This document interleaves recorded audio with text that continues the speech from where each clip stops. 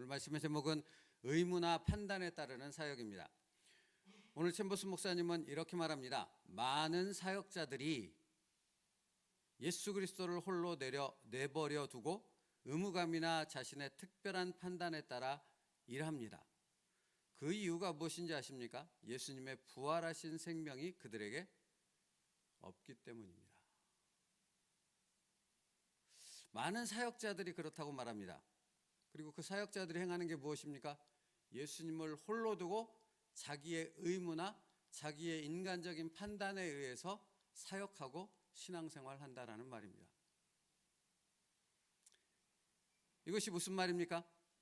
예수 그리스도를 홀로 내버려 두고 의무감이나 자신의 특별한 판단에 따라 일합니다 라는 말이 무슨 말이냐라는 것입니다. 예수님과 무관한 사역자라는 겁니다. 예수님과 전혀 상관이 없는 성도라는 것입니다. 여러분, 이것처럼 이상한 말이 어디 있습니까? 예수님과 무관한 사역자가 있을 수 있습니까? 예수님과 무관한 성도가 있을 수 있습니까? 그런데 어째서 주님과 무관한 사역자, 주님과 무관한 성도가 있다고 말하는가? 그들은 사역자라고 말하지만, 그들은 성도라고 말하지만 전혀 주님의 생명의 말씀과 무관하게 살기 때문에 그렇다는 것입니다. 다시 말하면 말씀 따로 있고 신앙생활 따로 있습니다. 말씀과 삶이 분리되어 있다고요. 그게 가능하냐고요? 가능합니다. 그게 충분히 가능하다는 것을 우리는 나 자신을 통해, 그리고 수많은 이 세상에 교회에 다닌다고 믿는다고 말하는, 또 목사라고 말하는 사람들을 통해 분명히 그것을 확인할 수 있지 않습니까? 말씀과 삶이 무관합니다. 여기서 선포되는 것과 살아가는 삶이 다릅니다.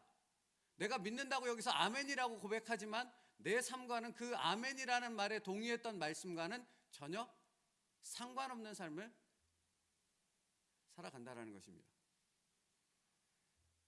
이것이 예수 그리스도를 홀로 내버려 두고 의무감이라 자신의 특별한 판단에 따라 일한다는 의미입니다. 그래서 그들에게 뭐가 없다고 말했습니까?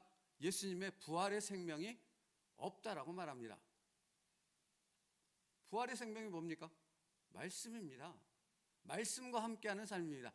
말씀이 내 생명이 된 것이 부활의 생명을 갖고 있는 자의 모습입니다. 말씀이 생명이기에, 말씀이 전부이기에, 말씀에 따라 자기의 의견, 자기 부인을 하고 날마다 자기 십자가를 지고 따르는 삶을 사는 사람, 그 사람이 예수의 생명을 가진 사람 아닙니까? 여러분, 주님께서 분명히 사실 이런 말씀 너무나 많이 하지 않으셨습니까? 요한복음 14장 21절이요. 나의 계명을 사랑하는 자라야 나를 사랑하는 자니. 누가 주님을 사랑하는 사람입니까? 말씀을 가까이 하고 그 말씀을 생명처럼 붙잡고 말씀을 마음에 새겨서 그 말씀대로 순종하는 삶을 살아가는 사람, 그 사람이 누구라고요? 예수님 사랑하는 사람이라고요. 그럼 그렇지 않은 사람은 예수님을 사랑한다고는 말하지만 사랑하지 않는 사람이라는 거죠. 그러니까 이 구분이 어떻게 이어지는 것입니까? 누가 의무감이라 특별한 판단에 의해서 주님과 상관없는 사역을 하는 그런 신앙생활을 하는 사람입니까? 말씀과 상관없는, 말씀과 분리된 삶을 살아가는, 입으로는 아멘이라고 말하지만 전혀 삶으로 말씀을 따르지 않는 삶을 살아가는 사람이 바로 그와 같은 사람이라는 것을 분명히 말하고 있는 것이죠. 여러분 생각해 보십시오. 이런 그냥 컵을 들어 올리는 것, 이게 말이 안 되긴 하지만 그냥 표현이 그렇다라는 겁니다. 일상의 사소하고 아무렇지도 않은 자기의 인생 가운데 전혀 중요하지 않은 문제에 있어서는 말씀을 따라 순종한다고 말합니다. 마치 컵을 들어 올리는 것과 같은 일들이요. 그런데요, 정말 중요한 일 있지 않습니까? 내 인생을 걸었다, 생명을 걸었다, 내 삶에 있어서 정말 중차대한 일이라고 생각되는 일들은 말씀을 따라 결정합니까? 그게 중요한 거잖아요. 그게 생명을 건 거잖아요. 주일에 말씀드렸습니다. 사도 바울은 자기의 목숨이 관계된 일에 있어서 로마에 들어가면 죽는다는 것을 분명히 알았습니다. 이것만큼 중요한 일이 어디 있습니까? 그런데 그가 로마에 따라 그 죽음을 알면서도 들어간 이유는 무엇입니까? 말씀이 생명이 되었기 때문 아닙니까? 말씀을 따라 순종했던 것 아닙니까? 그러면 여러분, 오늘 이 말씀을 묵상하며 우리는 생각해 봐야 되지 않겠습니까? 우리는 정말 인생의 중요한 문제를 말씀에 따라 결정하고 있습니까?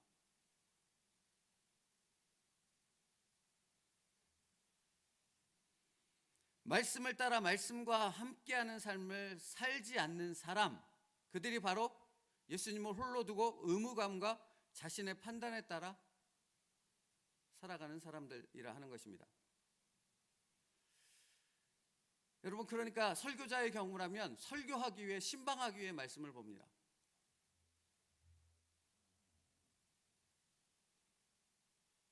일하기 위해 말씀을 본다고요. 그건 전혀 주님의 생명의 말씀을 생명처럼 받지 않는 것입니다. 성도는 언제 말씀을 봅니까? 힘들 때, 어려울 때, 문제가 있을 때만요. 자기가 복받고 싶을 때만요. 자기가 무언가 얻어야 할 때만요. 그래서 이런 사람들은 이중적 삶을 살아갑니다. 아까 말씀드렸듯이 말씀과 삶이 따로 되어 있습니다. 어느 때는 그리스도인이고 어느 때는 그리스도인이 아닙니다. 어느 때는 목사이고 어느 때는 목사가 아닌 것이지요. 그러니까 이런 사람들은 정보나 유익, 어떤 자신의 얻고자 하는 목적을 위해서만 말씀을 사용합니다. 그리고 때로는 도덕적으로, 윤리적으로 무언가 그런 척하는 체면을 유지할 때만 말씀을 사용하지요. 바리새인과 세리의 기도가 있었습니다. 예수님의 비유 가운데 바리새인은 성전 한가운데 있었고 세리는 어두운 곳에서 기도했다고 말씀하지 않습니까? 그런데 성전 한가운데 서서 기도하는 바리새인은 말씀을 들어서 사실은 기도하지 않습니까? 내가 이렇게 말씀을 따라 금식했고 기도했고 순종했고 말씀을 따라 살았습니다 라고 말하지 않습니까? 그런데 그가 말하는 모든 얘기는 겉칠해와 체면칠해 아닙니까? 외식적인 행위 아닙니까? 사람들에게 드러내 보이기 위한 그런 순종 아니냐고요.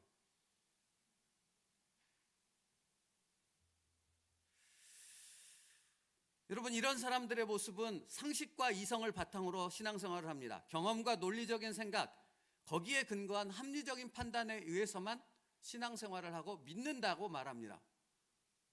그렇습니까? 그건 하나님을 몰라도 전혀 모른다는 얘기밖에는 되지 않습니다.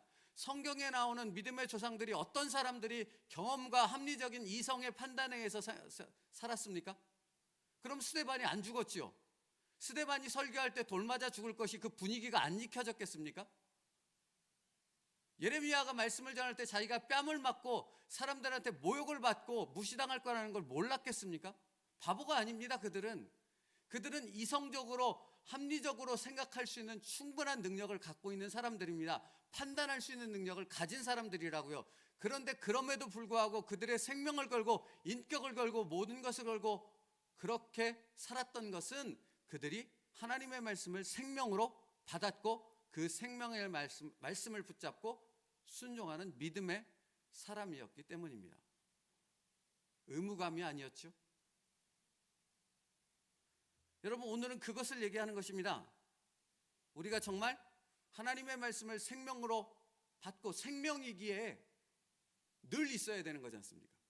여러분, 생명을 어느 때는 빼놓고 어느 때는 잠시 어디에다 보관해 놓고 그냥 따로 생활해서 살 수 있습니까?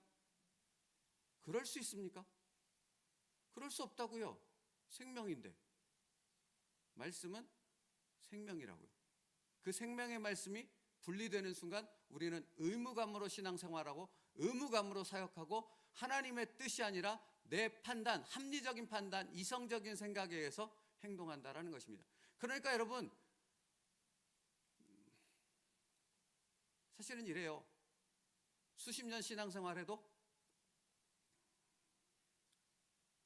헌신짝처럼 하나님을 버립니다. 수십 년 신앙생활하고 뭐 집사, 장로, 목사 등등의 직분을 받는다 할지라도요. 근데 놀랍지 않습니까? 수십 년 신앙생활을 해왔는데 어떻게 저렇게 하나님을 헌시짝처럼 버리지? 그럴 수 있습니다. 왜요? 그는 말씀을 따라 신앙생활하지 않았거든요. 자기의 의로, 자기의 의무감으로 또는 자기가 얻고 싶은 것을 위해서 수십 년간 살아왔던 것이고, 그렇게 살아왔다라는 증거가 정말 신앙생활 가운데 하나님의 뜻 가운데 순종해야 될 그때 결판이 나는 겁니다. 드러나는 것이라고요. 민낯이. 여러분 보십시오. 요한복음 말씀에 말씀이 육신이 되어 우리 가운데 거하심에 라고 말씀하지 않으셨습니까? 그리고 요한복음 그 1장 1절에 뭐라고 말씀하셨습니까? 그 말씀은 태초에 말씀이 계시니라, 이 말씀은 하나님과 함께 계셨으니 이 말씀은 곧 하나님이시니라. 여러분, 말씀을 붙잡고 말씀을 붙잡는, 말씀과 함께하는 하루를 살지 않는다라는 것은 수십 년 신앙생활에서도 말씀이 생명이 되어지고 말씀이 중심이 되어지는 그 신앙생활을 살지 않았다라는 것은 결국 무엇을 얘기하는 것입니까? 하나님을 믿지 않았다라는 말을 의미하는 것입니다. 그래서 쉽게 떠나는 거예요. 그래서 주저없이 자기의 생각에 모든 것에 결정을 하고 그렇게 살아가고 판단하고 결정하며 실행에 옮길 수 있는 것이라고요.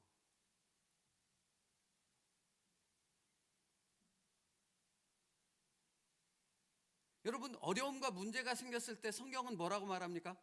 아무것도 염려하지 말고 다만 모든 일에 기도와 간구로 너희 구할 것을 감사함으로 하나님 앞에 아뢰라. 그러니까 여러분, 내 목숨이 걸린 인생의 중대한 부분에 문제가 생겼을 때 염려와 걱정하지 않고 뭐 해야 합니까? 우리는 당신이 정말 말씀을 생명으로, 말씀이 육신이 되어 우리 가운데 거하시는 예수 그리스도가 나와 함께 하심을 믿는 삶을 살았다면 마땅히 무릎 꿇어 모든 것을 내려놓고 기도로 하나님 앞에 서야 합니다. 그렇지 않다면 이렇게 얘기하죠. 알아요, 목사님. 나도 압니다. 그리고 세상적인 방법을 찾죠. 여기 염려와 근심을 가득 안은 채 내 능력으로 해결할 수 있는 방법을 찾죠. 그 이중적인 삶을 살아간다고요. 여러분, 성경은 이렇게 분명히 선언합니다. 이 예언의 말씀을 읽는 자, 듣는 자, 그 가운데 기록한 것을 지키는 자는 복이 있나니 때가 가까움이니라. 끝까지 견디는 자는 구원을 얻으리라.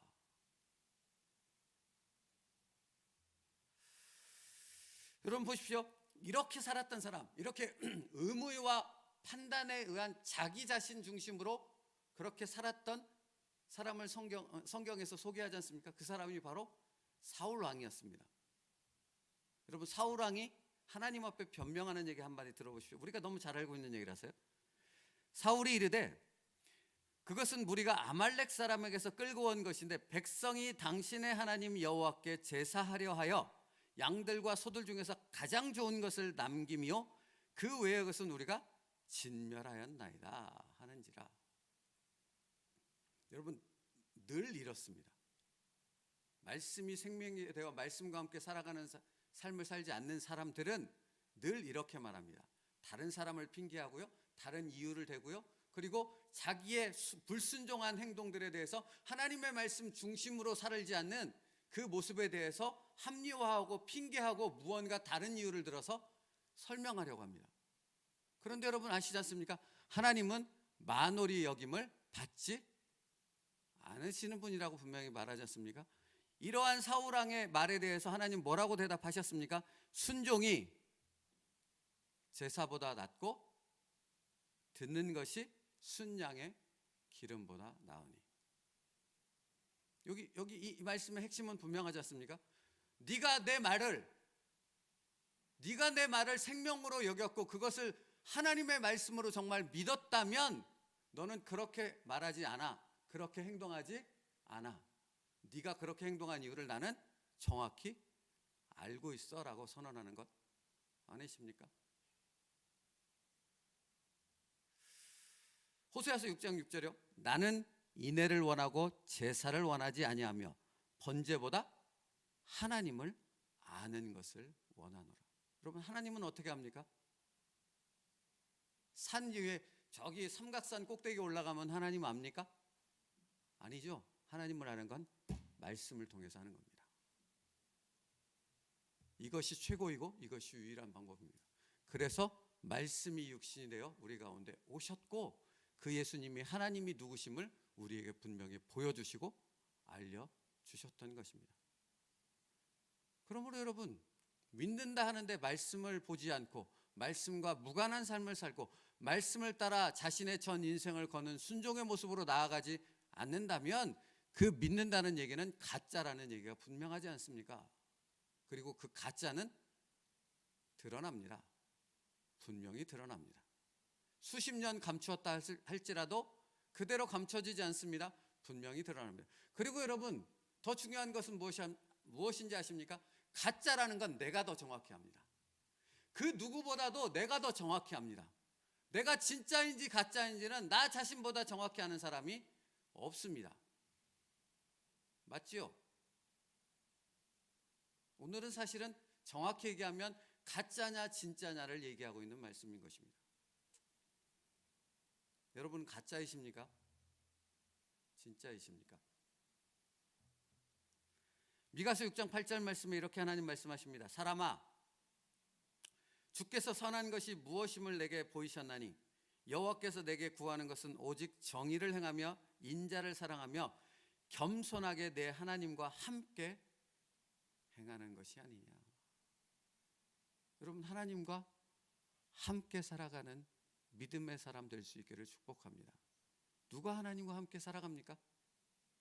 말씀을 마음에 새기고 그 말씀을 붙잡고 그 말씀에 순종하기 위해 내 뜻을 끊임없이 내려놓는 자기 부인의 삶이 있는 사람이 하나님과 함께 살아가는 사람입니다. 여러분, 이것은 어디서 이루어지는 것입니까? 예배당이 아니라 우리 일상의 삶에서 이루어지는 일이라는 것을 말해주고 있습니다. 그러므로 여러분, 오늘 이 말씀을 기억하세요. 많은 사역자들이 예수 그리스도를 홀로 내버려 두고 의무감이나 자신의 특별한 판단에 따라 일합니다. 그 이유는 예수님의 부활하신 생명이 그들에게 없기 때문입니다. 그리고 이어서 챔버스 목사님 말해요. 이런 사람들의 삶 가운데 나타나는 공통된 특징이 있다고. 예수 그리스도를 바르게 깨닫지 못함으로써 혼돈과 슬픔과 어려움 속에서 삽니다. 신앙생활을 하는데요, 여러분, 그러니까 말씀과 함께하면 어려움이 없고 고난이 없고 그런 문제들이 없다라고 말하는 것이 아니지 않습니까? 그렇죠? 말씀과 함께 살아 예수 그리스도의 중심의 삶을 살아도 문제가 있고 어려움이 있습니다. 그렇지만 이것을 대하는 태도가 전혀 다르지요. 문제가 어려움이 있어도 그 안에는 뭐가 있습니까? 예수 그리스도의 평강이 있습니다.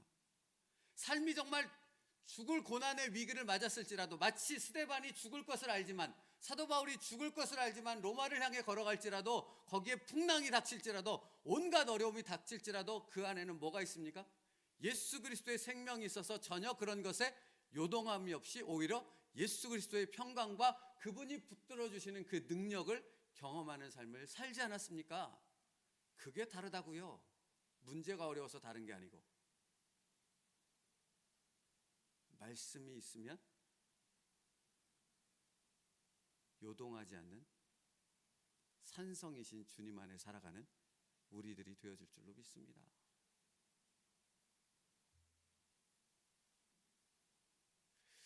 그래서 챔버스 목사는 이렇게 얘기해요. 나중에 그들은 이를 깨닫고 부끄러움과 후회 가운데 있습니다.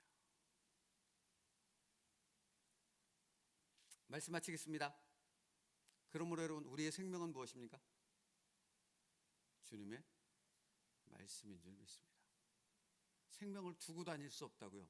말씀을 가까이 하고 내게 전부임을 고백할 때 우리는 그 말씀 앞에 온전히 순종할 수 있는 하나님이 기뻐하시는 사람인 줄 믿습니다. 여러분, 그러니까 사실은 말씀 묵상하다 보니 예배가 다 예배가 되어지지는 않습니다. 설교가 다 설교일 수는 없습니다. 삶이 말씀과 함께하는 것이 뒤따를 때 예배가 진정한 예배가 되어질 줄 믿습니다. 기도하겠습니다. 살아계신 하나님, 오늘도 말씀과 함께하는 은혜와 능력의 삶 되게 하여 주옵소서. 말씀은 우리의 생명입니다. 전부입니다. 그 말씀과 바꿀 수 있는 것이 아무것도 없습니다. 주님, 그러므로 말씀으로 인하여 바뀌어지는, 말씀으로 인하여 하나님의 도구로 쓰임받는 그런 하나님의 사역자, 하나님의 성도들 되게 하여 주시옵소서. 예수님의 이름으로 기도 올리옵나이다.